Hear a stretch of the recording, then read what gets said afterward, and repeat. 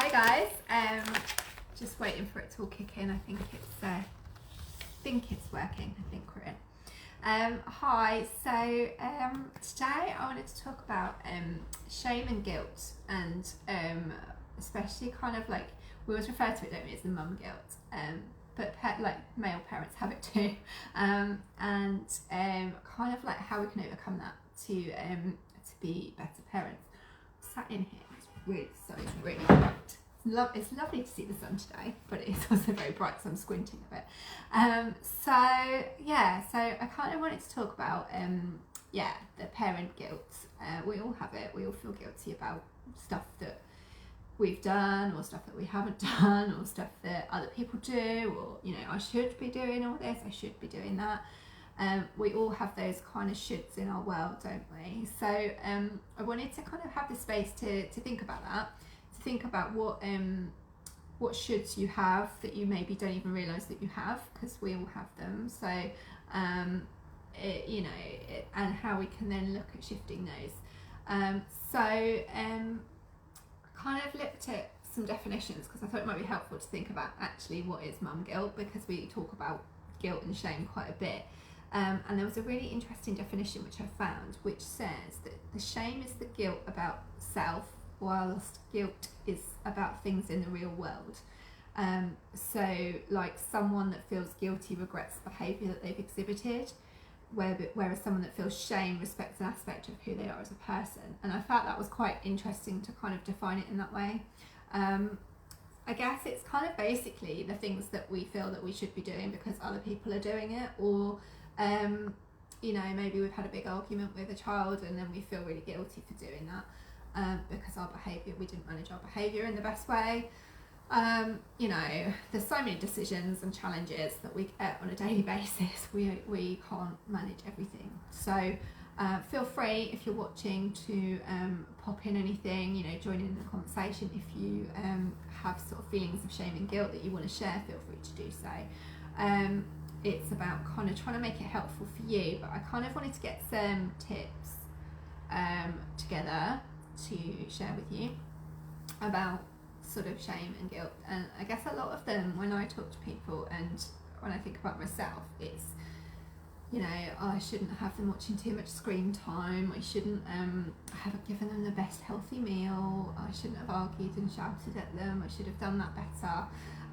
It's that kind of feeling of not good enough for me.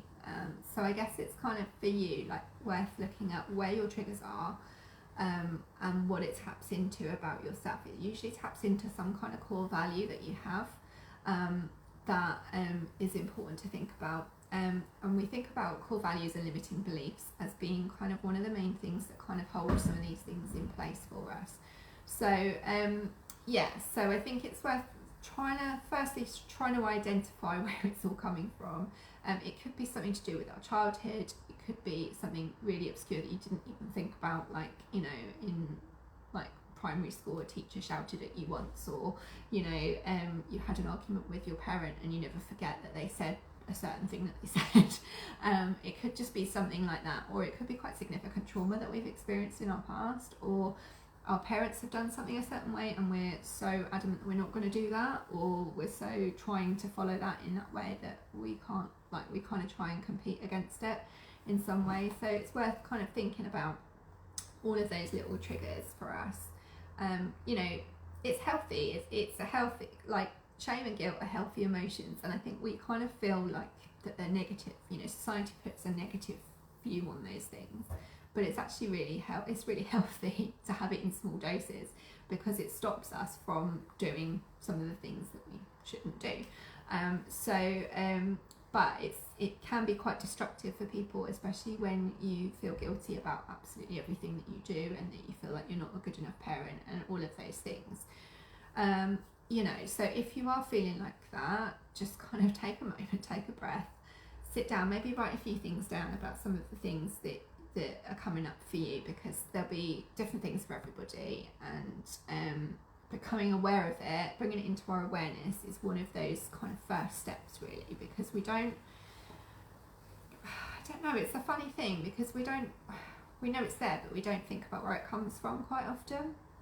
And by bringing it into the awareness, that's when we can start to shift it and start to change it. So you know, we often beat ourselves up. Everybody does it, don't they? Like, oh, I could have done this, I could have done that, I didn't do this, I didn't do that, it's not enough hours in the day, da da da da da. But simply by just pausing and just having a moment, it just kind of helps you to get a bit of clarity on what that's all about.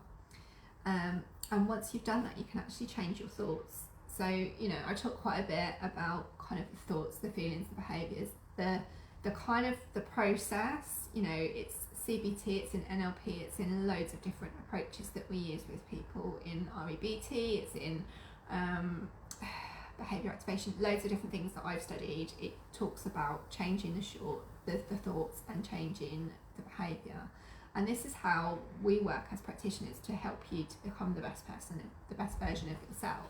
If you know what's going on and what's not working for you, you can actually change it. And it sounds quite patronising, and it sounds really hard, and it you know, it's not that easy to do that. But actually, when you start to practice it, it becomes automatic that you start shifting those things. And you know, I guess we always have like a narrative. Every single person's got a narrative about what they tell themselves that probably isn't true.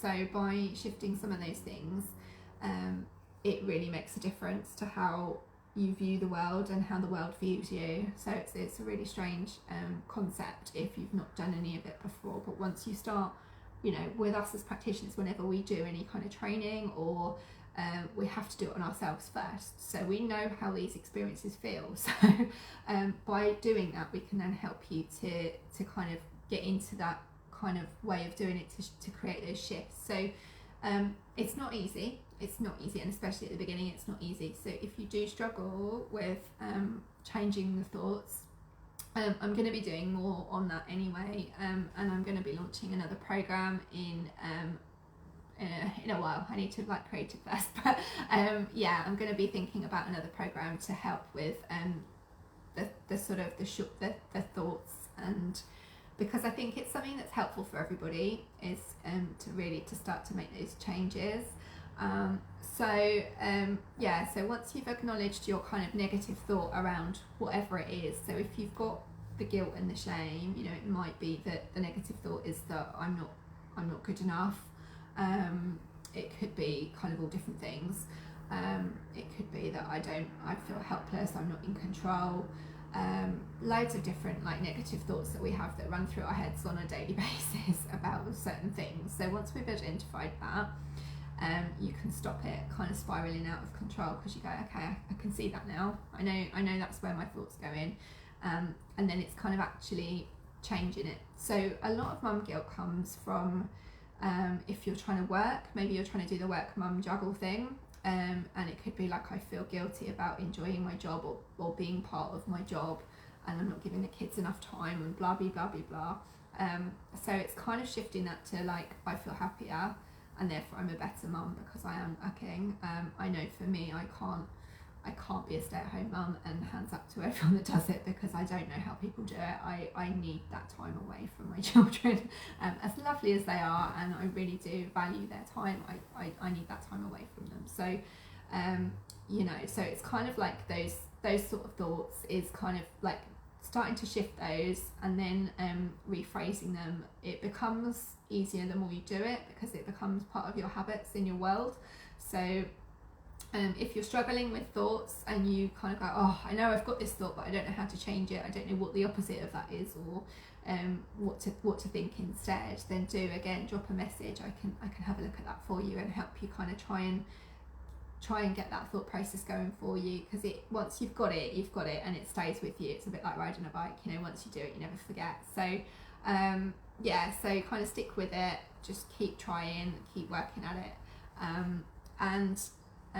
you know, we all make mistakes, don't we? So the next thing I wanted to say is actually learn from your mistakes, and show, like, role model to children actually that it's okay to make a mistake.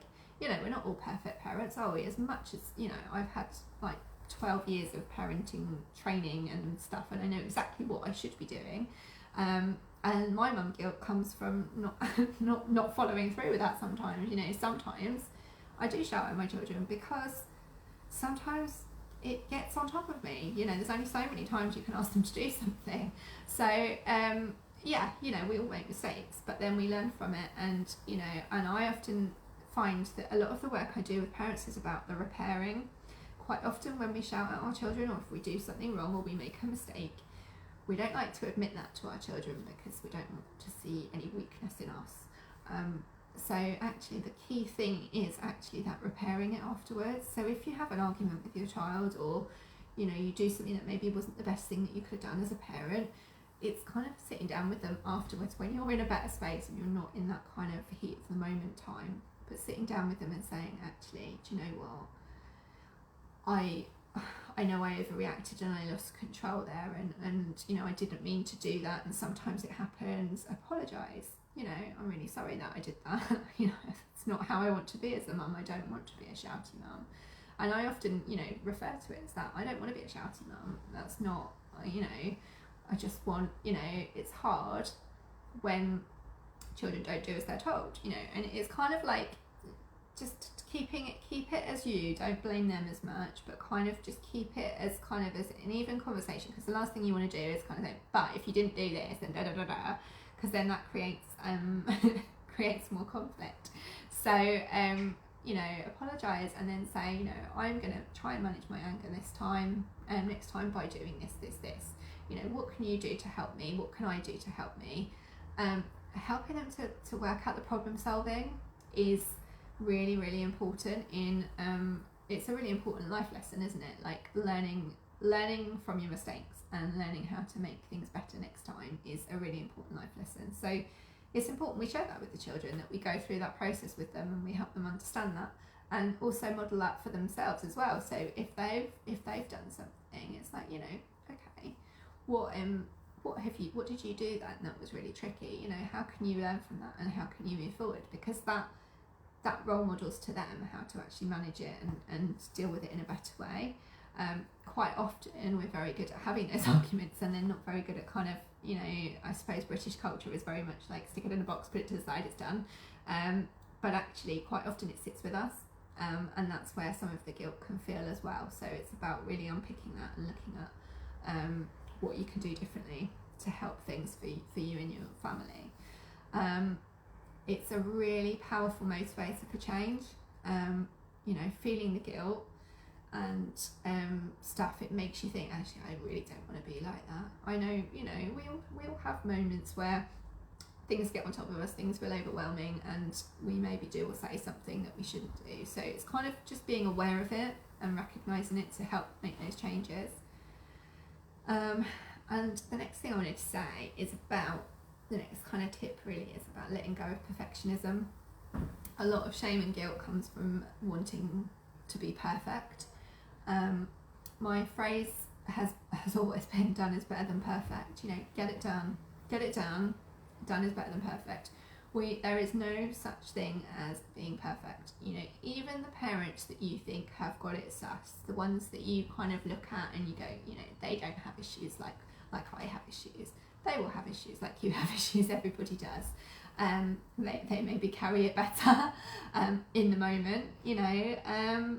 So it's just letting go of the shoulds, like really unpicking where your thought processes are going. You know, when you're feeling guilty and shame, what are you feeling guilty about? Where are the shoulds? And whose expectation is it? Is it your expectation? Is it someone else's expectation? Are you trying to be perfect because of someone else, or is it all kind of coming from you? You know, there's so much around kind of social media and everything about these perfect families, and it always makes me laugh. One of my friends, I'm sure he won't mind me saying this, will put the real stuff on Facebook, you know, like, oh, look at this perfect photo that we had as a family, and then look at what happened 2 minutes afterwards when my daughter didn't want to do this. And, you know, I need that in my feeds. I need that social media element within my feeds to actually realise that actually people, you know, it's not perfect. Like, oh, look at how perfect everybody is and everyone's having such a perfect happy time and blah blah blah.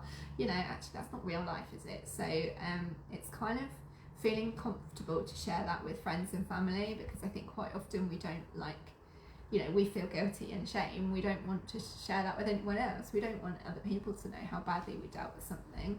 or what situation happened necessarily, but actually by getting that out there, it helps to build confidence with other people that actually everyone goes through it. You know, there are, you know, people talk about terrible twos and the three-agers and the teenage years and stuff like that. Every year, every age group with a child has a different parenting challenge. So I think it's kind of having people that are going through a similar age children is really helpful, because you can kind of go, oh, you know, they did this, and you know. And even with me, I'm so used to seeing children that come to me for really challenging and difficult things. Sometimes I have to check in with myself of like, actually what's normal, because like I say normal in like a very broad way, because I see quite extreme stuff. So, you know, it's quite important to kind of check with yourself as well about what's going on, and is this normal, and is this okay, and realising that everyone has a different normal, and just accepting those sort of things, because I think when we strive for perfection all the time, we never quite get there, and then we have a lot of like, I'm not good enough, because we're never quite there. So it's really important that you do that, and also looking at your mistakes and balancing them with your achievements. You know, we quite often will look at all the things that we've done wrong. You know, I'm a rubbish mum because I haven't done this, and I haven't done that, and I haven't done that, and I haven't done that. But actually, you know, there was a quote that I saw a little while ago about like, you know, this mum with all this stuff in her head about like, I'm not doing this, I'm not doing that, I'm not doing that, and this child was like, in her head, like in the picture, it just said, you know, I love my mum so much, and it just kind of like, those kind of ditties that you see, it kind of just puts things in perspective, doesn't it? Because it makes you realise that actually there isn't, you know, the children aren't like clocking every mistake that we make, but what we do is take it quite personally. So it's about looking at your achievements as well, and that's why I do the noticing success in the group, because I think it's really important that we focus on our achievements for the week. It doesn't matter how big or small they are, and it doesn't matter if you share it or not. You know, it's more about, you know, by seeing it, hopefully people go, oh yeah, you know, I have done this, that and the other this week. Or if somebody comments on something, then it quite often like makes you think, oh yeah, I've done that too. So yeah, it's kind of, it's an important thing to really kind of process what we're doing and think about our yeah, like what we're good at, what we've done that week that's been a really good thing as a parent. And I have to get the children to do the same as well. Like I'll say to my daughter, you know, what's been really good today? Like, what have you done really well? Like, especially if she comes and tells me that she's done something wrong, it's like, okay, have you learned from that? Okay, well done, you know. So, you know, try not to beat yourself up about it. It's really easy, isn't it, to kind of go down that negative spiral of, you know, oh, I should have done this, I should have done that, blah, blah, blah, blah. But kind of acknowledge that you've done really well, and acknowledge that you can do this, and acknowledge where you need help, because actually we all need help sometimes to kind of get through those sort of difficult situations. So talking to someone that you can trust is really important, like thinking about the people that you can talk about if you've had a really difficult time of it and you're feeling like loads of mum guilt or whatever. Like I know sometimes our morning routine is kind of where things can be really stressful, and we're trying to get out of the house and the kids just have no sense of time, and so you're trying to get them out of the house, and like the other day they were getting the buggies out and wanting to play with the buggies, and I'm like, no, we need to go. So, you know, having that time to kind of really sit and say to somebody, oh, this morning was really hard. Like I think I saw someone at the school gates today, and it took my children over an hour to have breakfast this morning. I have no idea why, but it just meant that we were like tight on time and chasing our tail today. So yeah, so I think it's just accepting that that's part of it really, and that it's okay. It's okay to feel a bit guilty about different things, and it allows you to make the changes. So like if you're noticing it, and it's going to be a positive thing, and also there's loads of other things, isn't there, that impact on our ability to cope. So it's kind of giving ourselves that check-in, you know, if we're stressed out with work, or if there's loads going on and we haven't slept properly because the child hasn't slept, or there's we haven't eaten. Like, I find the most stressful time for me is like before I've got up properly and I'm functioning. I need a cup of tea in the morning. I need my breakfast. I need that sort of time to get going. So for me, like, if you're in a work environment, you wouldn't have someone hassling you before you've had before you've got yourself dressed in the morning. So it kind of feels like that. Sometimes it's like a really difficult time for me. And I'm sure like everyone will have that time that's difficult for them. So it's kind of recognising those times and like looking at what you can do to make those small changes in your routine, to look after yourself as well, because once we've looked after ourselves, I know I say it pretty much every week, but once we look after ourselves, other things slip into place much easier. So I know that I've started doing stretches in the morning, and that's really helped focus me a little bit. So I used to like get up and I'd check my phone and I'd have like messages from loads of different groups and loads of different people saying about different things, and check my emails and check my Facebook, blah blah blah. And now I don't do any of that. I get up in the morning, I get downstairs with the kids and set them up with some breakfast, and then I just do a couple of stretches, and it's just to kind of start my body for the day, really. And it really has helped shift that kind of morning stress. So it's kind of finding what you need to put in for you at the right times to help with some of that stuff. So yeah, I think I've said everything I need to say. If anyone's got any comments or anyone wants to add anything or talk about anything, or is a bit confused about how to sort of change some of those thoughts, do get in touch. This is stuff I do on a daily basis with people. It's my bread and butter, so it's stuff that I can talk you through. Don't feel like you can't do it, because everyone can do it, and it just takes a bit of practice, especially at the beginning, to kind of really get into the flow. So what can be really helpful is to write it down, because then it's easier. Sometimes everyone works differently, but I find writing it down really helpful, because you can kind of get a sense of what's going on each side. And it's much easier if you're saying like, I don't feel good enough, what's the opposite of that? Well, I feel good enough. It's much easier to kind of look at the links when it's written down, I find. So yeah, so have fun with that, have a little play. If you need any kind of further discussion around it, please feel free to book in an ad hoc session. I'm more than happy to accommodate anything like that if you want to talk things through. And next week is half term, so I'm going to have the children, so I'm not going to have much time to be on here, but I will be dipping in to the group. So so if you've got children and you're on half term, have fun. And I will try and pick things up a little bit as we kind of go through the week. If anyone wants to kind of talk through anything, let me know. If anyone's got any burning things that they really want to focus on, let me know. I'm planning November as we speak, so if there's things that people want me to include in November, then let me know. Okay, thanks very much. Take care. Bye.